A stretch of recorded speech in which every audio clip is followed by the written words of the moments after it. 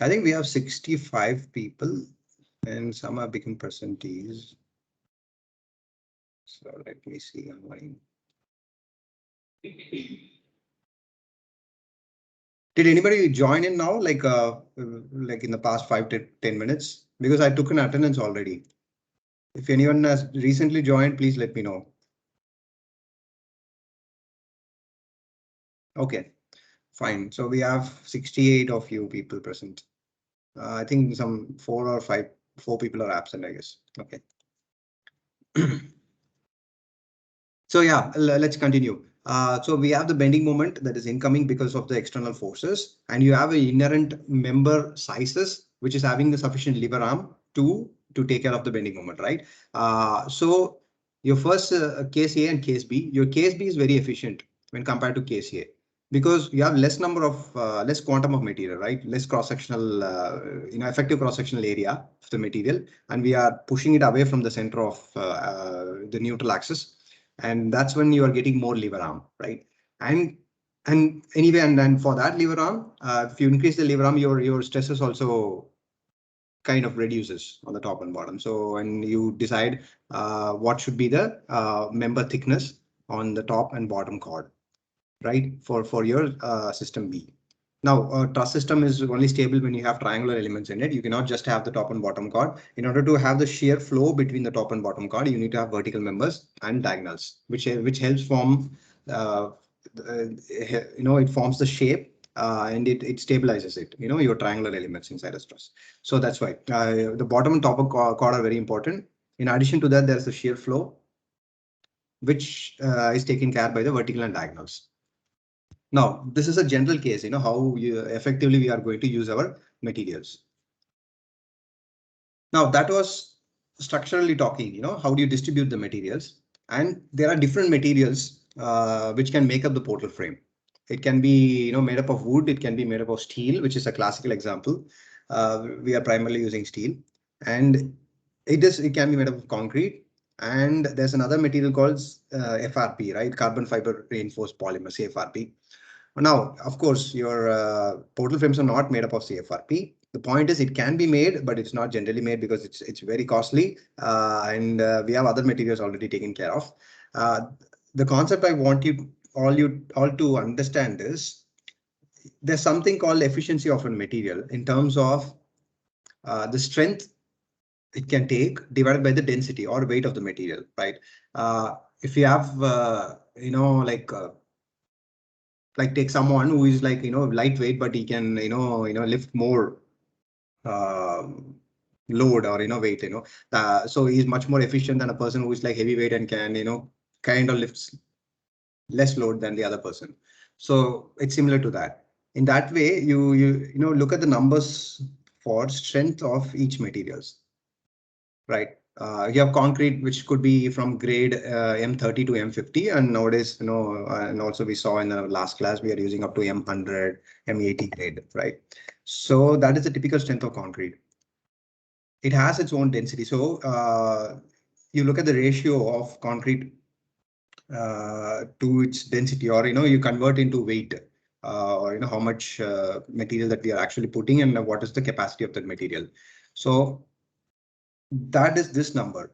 And yes, steel is much more, it's much better than concrete because its strength ranges from, here what is shown is up to 355 MPa, but in reality we have FE 500 bars, FE 550 bars, that the strength is like 500 MPa and 550 MPa. And we have high tensile strength, like steel members also, which are specially manufactured, that can go up to 600, 700 MPa, and your PT strands, post-tensioning strands, those steel members are like, it can go up to 1000, 1200 MPa. And wood is also a material which is very efficient. But we'll look at, like in our examples, when we make wood for a longer span for a portal frame, in this case, which we are talking about, the member sizes, right? It kind of is large when compared to what would you do with a steel member, like a steel portal frame, which is kind of self-evident when we start doing the like preliminary calculations. But the idea is this, the material efficiency in order, in addition to the structural efficiency, is also something which we can look at. And of course, your CFRP carbon fiber materials are very, very efficient for its strength to weight ratio.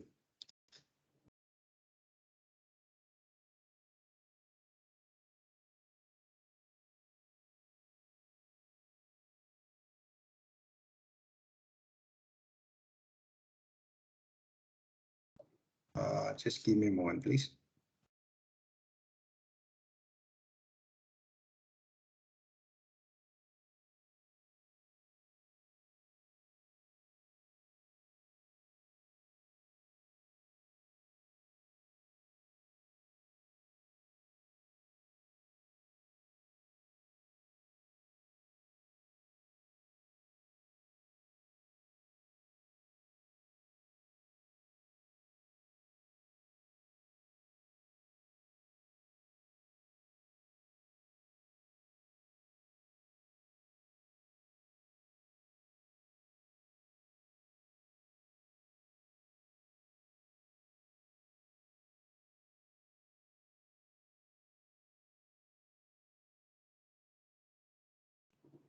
Yes, guys, I'm back. Thank you.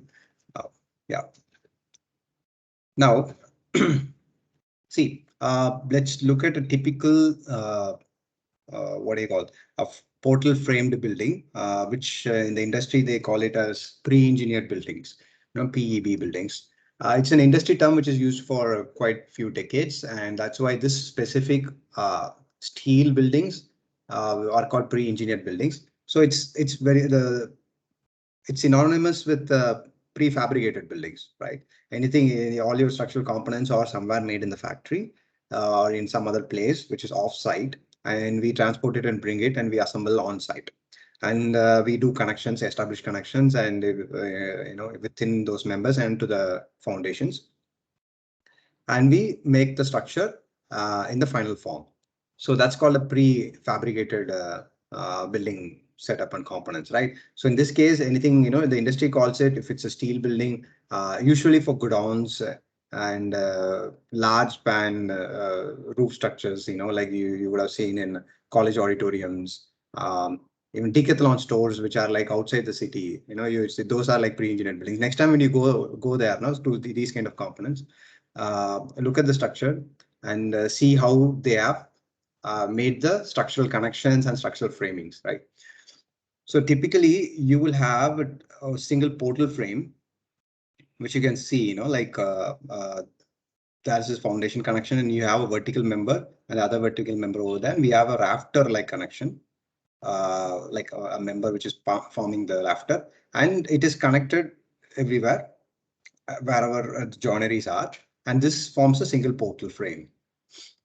Now you establish a cover or a roof and then the entire form with additional portal frames wherever is required. The spacing would be like in the range of 5 meters to 10 meters. And you stack up so many portals in the direction for how long you want to establish. And that forms the basic framing. Now these portal frames needs to be stable, right? So we have some diagonal bracings on the roof to stabilize them in the direction for the roof stabilization in both the directions. And also we have something on the vertical bracing. Here they have shown an example of longitudinal bracing. Again, it could be diagonal bracing, right? And we need to design for the openings also, right? We need to have some base which we have openings for the people to go in and come out, or for any trucks to go in and come out in case of a godown or something. And the top of the vertical member is called the eave position, and you have the apex or the crown on the highest most point. Typically, your slope would be around anywhere between 5 to 10 degrees, probably in the range of 6 to 7 degrees. And you have a roof cladding, which could be made up of aluminum or galvanum sheets or things like that. And we are not using asbestos sheet nowadays because it is not environmentally good, and it's been banned to use also in the new construction activity. So we have other efficient and lightweight wall claddings nowadays. So this is a typical pre-engineered buildings, which is made up of portal frames, right? Now, yes, it could be made up of concrete as well. We saw this example last time. So in order to relate to a bridge, yes, this again is a portal frame. And it's a series of portal frame in the direction where it is spanning and keeps on going. And this forms a bridge. These bridges are actually beautiful. You can see where we have the higher negative moment, which is typically at your beam column junction. We have the structural depth to be very high, and that shows you evidently it has been designed in such a way that the connection is continuous. Hence, we have a rigid connection here, and you are attracting negative bending moment, and hence we need to size the member accordingly. And in a midspan, yes, your midspan bending moment is comparatively lesser than your negative bending moment at the junction.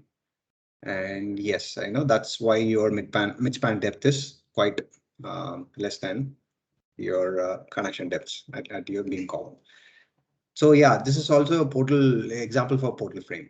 And for bridges, it really looks elegant and very efficient actually to design. So, sometimes have you noticed in most of Indian bridges, when you travel, there could be, like a hiccup or, like you will feel bumps on the road, at a certain intervals. Because most of the Indian bridges are simply supported bridge spans, like they're not continuous. So, one span would be sitting on rubber bearings and the next span, so on. And there'll be a gap between one span and the other span deck. And that needs to be filled. And that's why, you feel in the vehicle, like when you move on, it's a constant, at intervals you will get when your speed is constant. The intervals at which the bump that is felt by the vehicle is because of these, simply supported bridge spans. So that's easy to design and easy to construct. And that's why most of Indian bridges are of simply supported type. Not only in India, it happens in most of the developing countries. Okay, so a portal frame could also be made up of timber materials. And of course, the joineries or the connections are uh, quite similar to steel, but timber has its own properties of, how do you make the connections. We'll look at the examples in a short while. The thing with timber is, for a span, when you compare with steel and timber, the size of the members end up to be larger than that of the steel, right? And getting good quality timber and the construction expertise with the timber and the kind of weather or climate we are using in India. Like most of Indian climates are like hot, humid, or arid kind of climates. Apart from areas in Uttarakhand or somewhere in the north where most of the time the climate is like cold. So timber is typically good in cold climatic regions. We need to treat and like season the timber. We need to maintain it a lot and things like that. So we don't have a constructional expertise in India a lot for large timber structures. But yeah, the point being we can make port frames with timbers. That this is an example of how we make connections for timber materials, right? So basically we have different components that is coming and joining at a common place. Now, how do we connect the member to a chord member or the main member, right? So here we use again, some steel components, and we use bolts or screws, to connect them.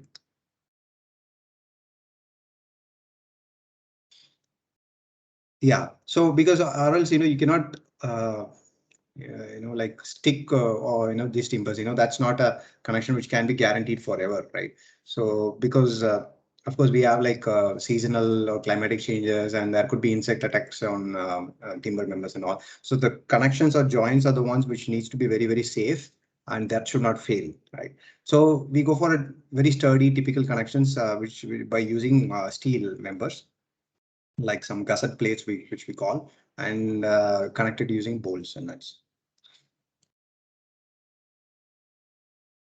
Look at this example here. We have a steel gusset plate, where the rafter member is a single piece and vertical member is another piece, and it is connected externally using gusset plate or a connection plate. It could be designed in one, on one side and also the other side, or on both sides. And we have screws inserted inside MIM, so there's a continuity and the flow, the force flow. Then it happens by shear connection through the bolts. So later on, we'll go into the depth of connection details, like what do you mean by bearing connection? What do you mean by shear connection? But I think in your previous classes, Bhargav would have explained to you now how to make connections, was it? Can anyone please confirm? Yeah, he did. Yeah, so you know about basic connection design, right?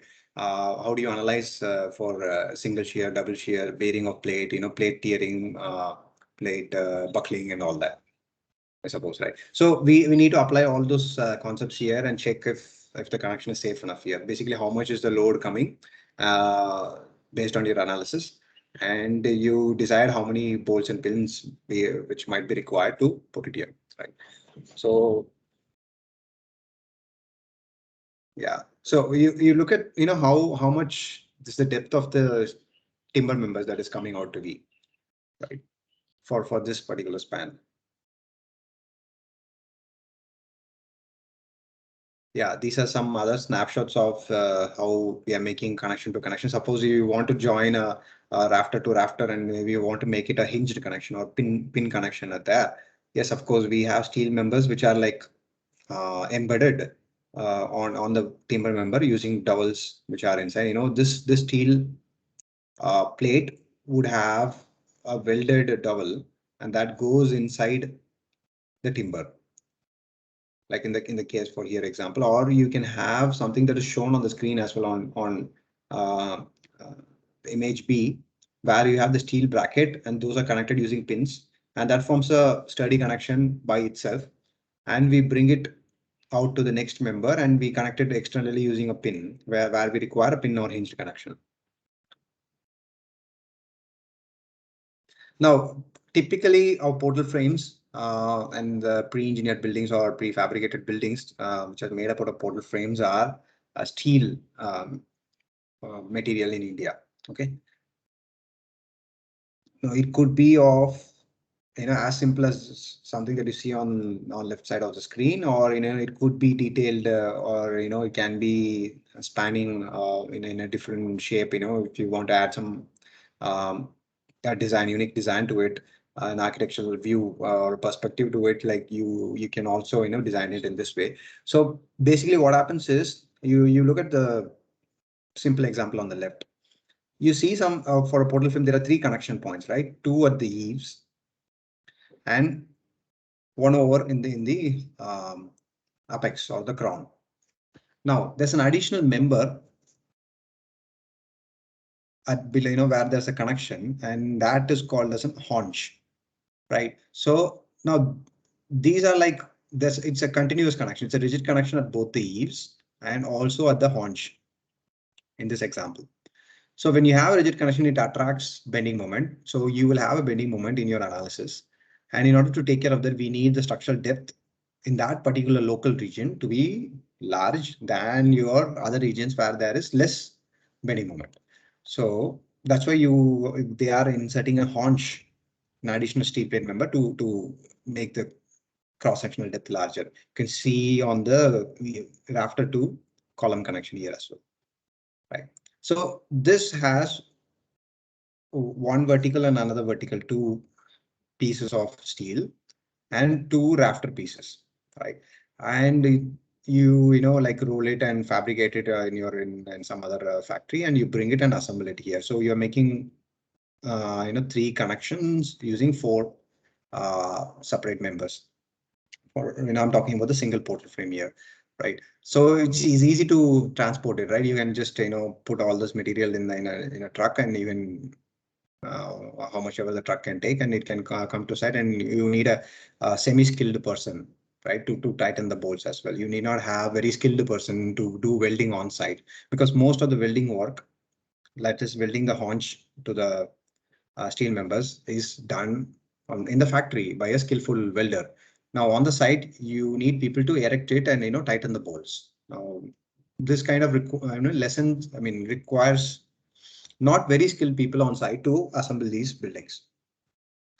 I don't know how many of you have seen these kind of buildings being assembled somewhere, but if you have seen, like you won't have very skilled people over there. You can have normal people who are like, in the construction industry, they call, there are different skilled people, right? One are masons, then there are electricians, then there are carpenters, and there are helpers also. Now you can finish the job with the help of helpers, provided they have all the safety arrangement, proper harness and things like that, and you train them, and it's done. You can just erect it on site. And of course, previously we should have our concrete masons to have done the foundations, and then comes the steel members, like, and come and they put it and erect it. So you look at, and then try to make sense of how many pieces would be required on the member on the right side. And also closely observe how the vertical member has been, sized and fabricated. Now again, it's a rigid connection at the rafter and column, and this shape, where it is increasing, the cross section size is increasing as we go up. Now it follows the bending moment diagram for a portal frame, which is rigidly connected.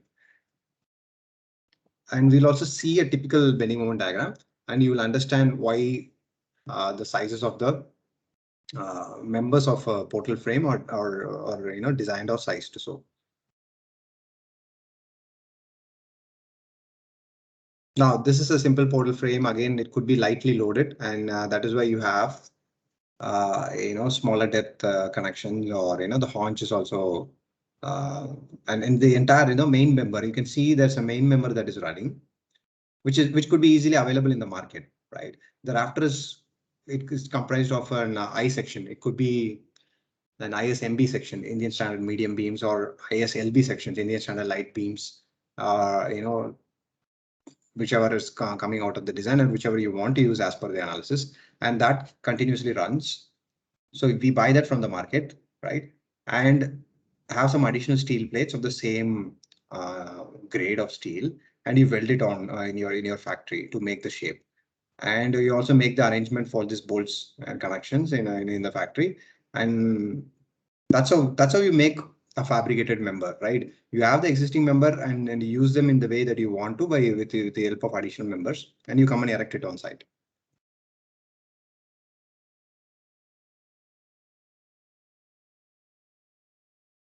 Right. Okay. So these are the typical what do you call component names of a portal frame, and what are the typical members, and it shows some connections also which are done to the foundations, right? So you have the verticals of the columns, you have the eaves, which is at the junction of the column and the rafter, and you have the rafter which is sloping. I told you it's between 5 to 10 degrees, or it could be more, it depends on your design. And there are purlins on top of the rafters, above which our roof cladding sits. Now at the center we have the apex, and it is having a haunch, and at the connection between the verticals and the rafter, again we have haunches, right? Now compare that with your bending moment diagram, which is shown on the bottom of the screen. Right, when you have a uniform dead load, that's what we assume in the design, right? We convert every load into a uniform dead load for conservative analysis. And usually what is the roof load is coming? Like it could be the live load is not much. Nobody is going to climb on and walk or have coffee or dinner on the roof. Like it's for maintenance purpose only. So we have like a minimal live load on the top. IS code gives you 0.75 kilonewton per meter square. That's the minimal live load when access is not provided. When access is provided, then you might have to increase your live load. So, but the minimum live load is that. And the self-weight of the roof, the self-weight of your steel rafters, your purlins, and all that only. So We'll see an example in the next class, like how to arrive at these loads, initial loads, and how to arrive at the member size, which is very similar to a beam design. You would know when we do that. Okay. Now the idea is, now look at the bending moment diagram. We have two hinged connections at the foundation. It's not a fixed connection. It's a hinged or pin connection. And we have negative bending moment at where the rafter is joining at the column, right? And we have a positive bending moment at the center of the rafter, the apex, right? And that's how now, in order to take care of these bending moments, your image on the top, which shows the portal frame representation, which is exactly having the haunches or increased section sizes where you have larger bending moments. This is a blown up or close up view of the same. Like, yes, at the junction, you have a large negative bending moment, and hence we provide a haunch additional member, which is welded to a constant cross-sectional member, which is running as a main rafter. Like a constant I section member is running as a rafter, and you have an additional plate that is welded to make the haunch. And similarly, at the midpoint or the apex point, where now the bending moment, the negative bending moment is very high at the junction, and it kind of reduces, and you have a point of contact flexure here, where you have zero bending moment. Typically, this would be the place where you have max shear force also, somewhere here at the point of contact flexure or near the junction. Or if there's any typical local load that is coming, we need to see where the shear force is coming and check the member web capacity, the web of the I section, right? That needs to be checked for the shear force. Now again, okay, as we go on and we have an increasing bending moment at the apex, and yes, we need a larger sectional depth here. And how to make it from a constant section? Yes, it's economical to make the constant section run throughout the span and add wherever you require an additional section using a plate additionally welded. And of course, here you look at the haunch and at the junction here, and there's a plate for continuity, right? Now this is also provided in order to take care of the point force that might come from the haunch when it goes into the column and the column web. So the column web capacity has been checked in this particular case, and it was not enough to take care of the force that is coming in. We provide a stiffener. Okay, this point number 8, where they are referring to, it's basically stiffener that is provided.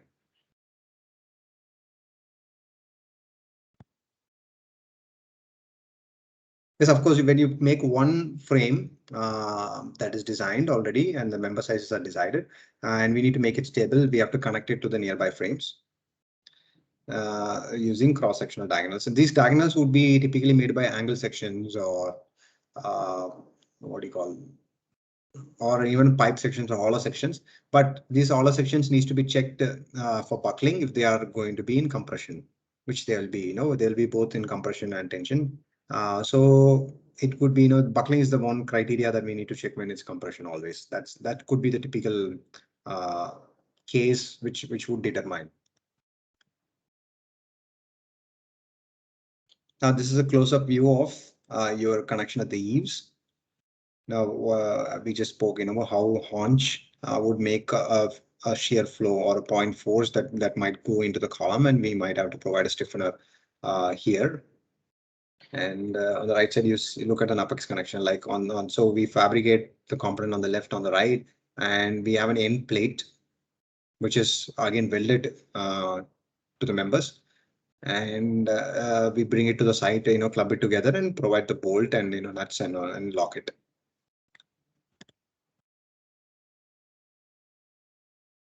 Yeah. So guys, everyone, like so we'll talk about how to make some connections at the bases and what are some typical examples of how, making a pinned connection or a hinge connection or making a fixed connection. And we'll also look at an example, how to quickly arrive at our, member sizes. And then we'll do it theoretically, which will take very, very less steps and very less time. And we'll compare that with the software result. This particular bidding diagram. I got it from the softwares, and we'll do it, cross-check it with our analytical approach, and we'll see if we are quite good enough in arriving at a similar number, right? So we'll discuss about these and some further connection details also in the next class. So I'd like to stop here for today because I need to really, to go out somewhere. So I'm completing the class quickly right now. So we'll make up for this in the coming classes. Don't worry about it. Do you have any questions till now?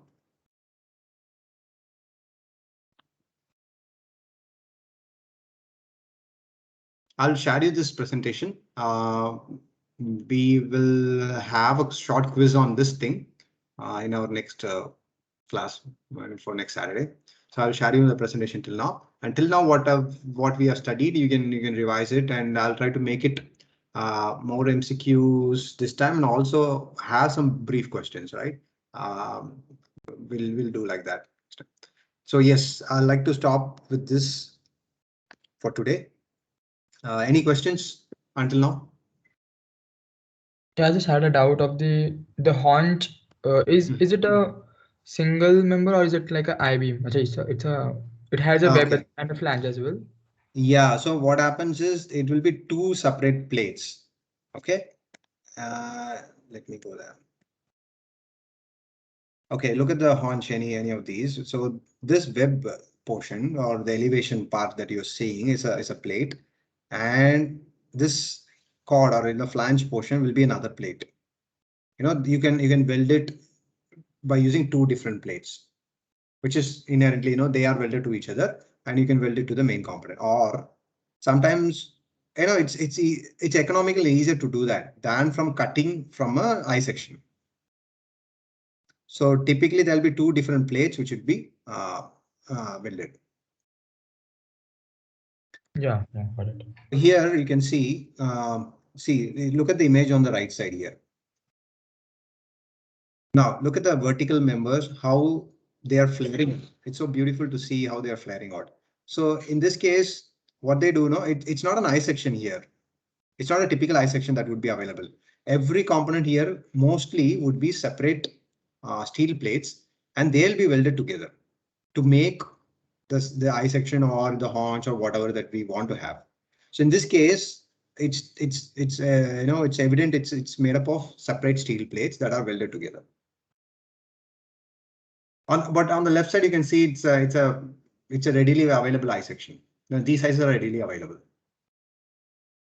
You can make it, for whatever design that you want to make. Yeah, got it. Yeah, and here it's a typical I section, which is available as per in the Indian market, and they have additional plates which are like welded. Yeah. Any other questions? Hello. Actually, we had questions in our high-rise structure. Okay. So can you spare just like 5 minutes? Sure. Please do. Should I pull out that lecture slide, or can you ask the question directly? Yeah, we would like to share our screen. Okay, please. Let me stop sharing mine. Yeah. Who is talking? Should I make you as a presenter? Yeah. This is Ishan is talking. Okay. Yeah, me and Sneha and Tanvi. Okay. I should make you a presenter. Where is your name coming?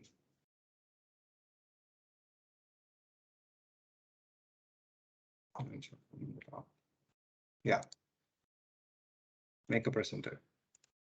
Okay. Yeah. Yeah, please do present.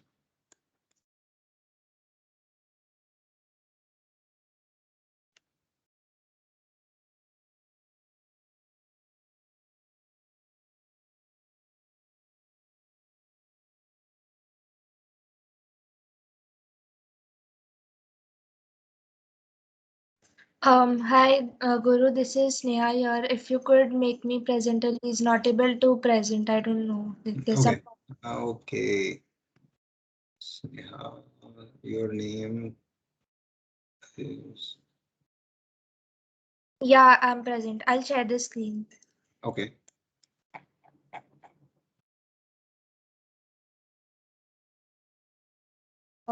Can you see the screen? Yes. Yeah, so we basically were studying evolution towers in Moscow, and we have kind of gathered most of the information from whichever sources we could find. We actually had certain doubts with respect to analyzing the structure in terms of the seismic loads and the lateral forces. So Is the architect Frank Gehry for this building? it's Um, Philip Nicandrovich, yeah, Okay. from Gore project. Okay. Yeah, so we'll just explain the basic system so that you could probably help us out. So it's like a shear wall core and frame structure with these periphery columns and the set of internal columns, and all are linked with this is linked with the help of peripheral or spandrel beams, and these are linked with normal like 550 deep internal RCC beams. And like there's these set of beams which are like radial, and they kind of join the shear core wall with the outer peripheral beam, so it's cast monolithically. So like the entire slab, the beams and the shear core wall for a floor is cast in one go. So we were actually trying to analyze it with respect to these both lateral and seismic, the wind forces and seismic forces, and we had talked to our faculty also about it, but they asked us once to run it through you. So from the basic understanding we gathered is that since there were these lateral beams in place, these cantilever beams in place over here, they were actually making this frame structure rigid and preventing the deformation in case of if there was some kind of an earthquake that would cause the deformation of the floor plate. So we were trying to see if in the absence of these cantilever beams, what would be Hold like? on. I don't see a cantilever beam, or did I get it wrong? So that beam is connected to the spandrel beam, and the spandrel beams are connected Yeah, to the columns at the end, right? these spandrel beams, and then there are these ones over here which are cantilevered in this portion. Like they join up to the spandrel beam at Mhm. the corners. Are So aren't the spandrel beams connected to the columns at the yeah, corners? yeah, over here. Yeah. So in that case, and the column is running throughout the entire height of the building. Yeah, it's an inclined column actually. It's Hmm. tilting It's at 14 degrees every floor. okay. So it's not basically a cantilever beam, the one that is connecting the spandrel and your core. Yeah, It's not a cantilever beam actually. It is being supported on the spandrel beam, which is connected to a column. When you have yeah. a free end on the other end, other side only, we call it cantilever. I don't know where do you. I mean, was it mentioned as a cantilever beam? Anyway, It go on. Yeah, no, I mean, it was mentioned as the floors are being cantilevered in this portion beyond these columns, and then they have this these columns at the corners which go on twisting upwards Mhm. along the floor plate. And the floor plate also rotates by 3 degrees, like every floor. Okay. Okay. Go on. Yeah, so basically we are not very sure if this kind of thing works or not, but then we were imagining if there was some kind of a seismic force, like there's some kind of a pull experience by the building, Hmm. and if these beams which are connecting the spandrel beams and the shear core were Hmm. missing, then like the probable deformation would be somewhere like these red dotted lines, and the structure would kind of fail. But then because these beams are present over here, they are actually giving some structural rigidity to this frame over here, so that the deformation is less. So we just wanted to ask if this is correct, like does that work, or is there some other thing that we need to Sneha, consider? yes. No, it kind of helps in that, but your plate, your floor plate itself, has some rigidity inside it, which would stop a deformation like this. Okay, on top of the beam, you have a floor plate that inherently has an internal rigidity. So it has, it could be a gravity flow, which is bending from because of the top loads, but also the frame is rigid enough in plane. We call it in plane rigidity, and that would take care of the deformation that is happening on the spandrel beams or any other things that is connected. So your idea is right, but it is not only because of the beams, but the entire slab is also doing it. So it's basically because this entire flow slab with the beams and the core are monolithically cast, so they have like an internal rigidity, right? Right. So the force flow that is happening, you take off the beams that you're talking about, whichever you're calling as cantilever beams, you take it off.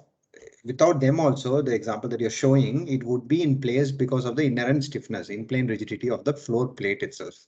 It's a concrete plate, right? Yeah. Yeah. But yeah, it would have, but your additional, these beams are, helping you in order to connect your core to the outer columns, right? And then that, helps in the overall overturning and twisting and all that.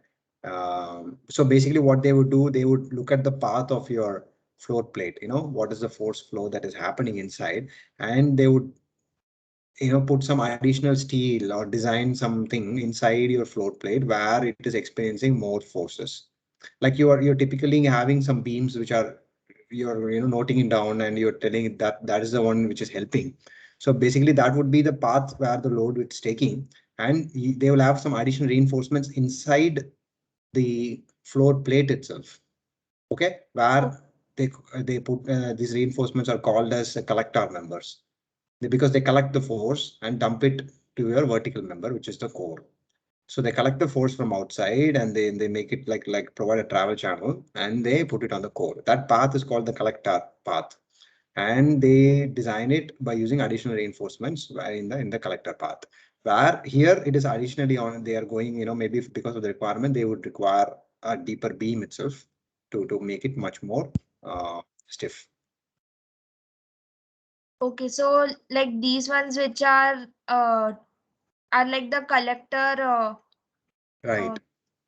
Right. And they In lateral analysis, in lateral they act as like a connectors, okay, Yeah. and channelize the external forces to the core. And core is the one which is acting like the cantilever, right, from which is fixed at the bottom, your foundation. So all your horizontal forces are getting dumped inside the core because of these collector members. You're right. So, and apart from that, in your gravity analysis, when you look at it normally, then also it is having some tributary area, right? The beam is carrying the load of the floor and everything that is coming on the above. Every beam is sharing some portion of the load, and that it is carrying and dumping on the vertical members as well. So it does both the jobs. Okay. And also we had a doubt about the foundation of the building. The reason is that can I will just share my screen. Yeah.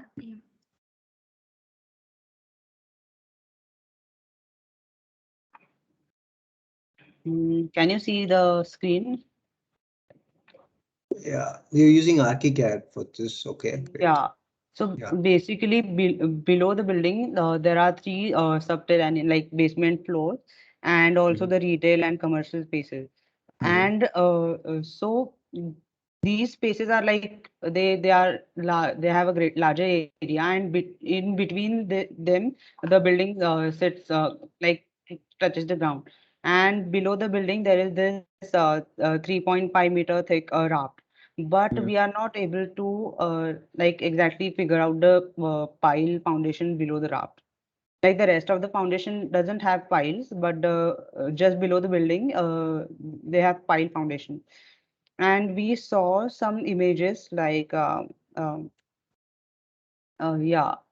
So here there are some these things which if you could see the image, we feel that these things are the piles, but there are approximately if I these are the pile caps. yeah. So they are like 3 meters apart, center to center, but we are not exactly sure how because this is still incomplete, the image. The So construction is still going on. your question is, do we have piles below the raft? Why is it below? Sorry, why is it below the tower area only, not in other locations? Is that No, your no. first question? I mean, how are they distributed? Like, are they? Is it that the piles are equally spaced below the raft, or? Right. Usually pile would be spaced at one pile distance. Usually. Okay. So you have a Okay. pile diameter and your spacing will be, 1 times your pile diameter, or it could be 1 to 1.5, 2 times your pile diameter. That is your spacing, right? And each pile has a capacity, right? What they do is typically the entire load that is coming from the top, from the entire superstructure, that will be distributed and taken by each pile. Okay. So for example, you have 10,000 kilonewton or whatever as a random number, and your pile capacity, one pile could have can be, it is designed to take care like 1,000 or 500 kilonewton force. Now there are two mechanisms by which the pile is taking a load. It can go and sit on a very strong rock or portion below. That's called an end bearing pile, right? So it transfers the force to the rock below.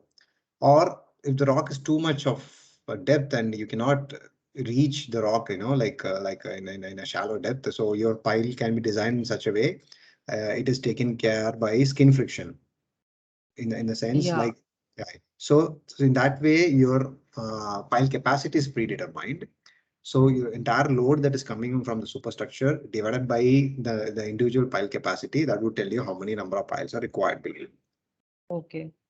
But And is it that like near the core there are more close to each other and no, what not happens very- is in the outer area, I think from your ArchiCAD model, which I think you developed or you got the model somewhere. like we conjectured some parts and some parts we had plans, so we went Right. from that. So your soil at the level of the founding of the raft bottom level, right, where it is sitting. Now your tower is coming in one portion where there's heavy load coming. Now there could be another portion like the podium areas or non-tower areas where the load is not much high, and your raft itself is spread. It's a big spread foundation, right? It's like the foundation is spread for a large area, and that is bearing on the soil below, right? And they determine something called soil bearing capacity, SBC. And if your soil bearing capacity is more than your raft, the load or the demand that is coming from the raft, and then it would be fine. Your raft would take care. You don't need additional piles. Piles provide additional capacities because it is going further down and getting, bearing, or it does the action of bearing on the hard surface below, or it does by skin friction action. So in other locations where the load is not high, your raft is enough to spread the load to the soil below. That's fine. So hence they might have not had piles below the other portion in the non-tower portion. All right. Yeah. Yeah. We got it. Thank you. Thank you. Thank you so much, guys. Yeah, please. And do send me the list of the groups and your building, what are your description or something, which you might have already have a list. Please share with me. I will share you this PPT right away. Please revise, and if you have any more doubts on the portal frames and you have any questions related to actually how they are designing it in the industry and all that, please do ask me tomorrow. I mean, in the next class. Thank you so much. Yeah. Could you just upload these PPTs in the file? Like we could revise it further. Yeah, I'm uploading it. I'll do it in the chat box now. After the no, I can do it now. Okay. Yeah. I can do it now.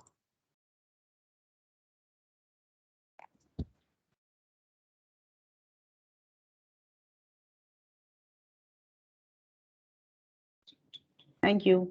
Thank you. Thank you. Bye guys. Thank Take you. care. Have a nice weekend. Bye. Yeah, Thank you. thanks. Bye. Bye.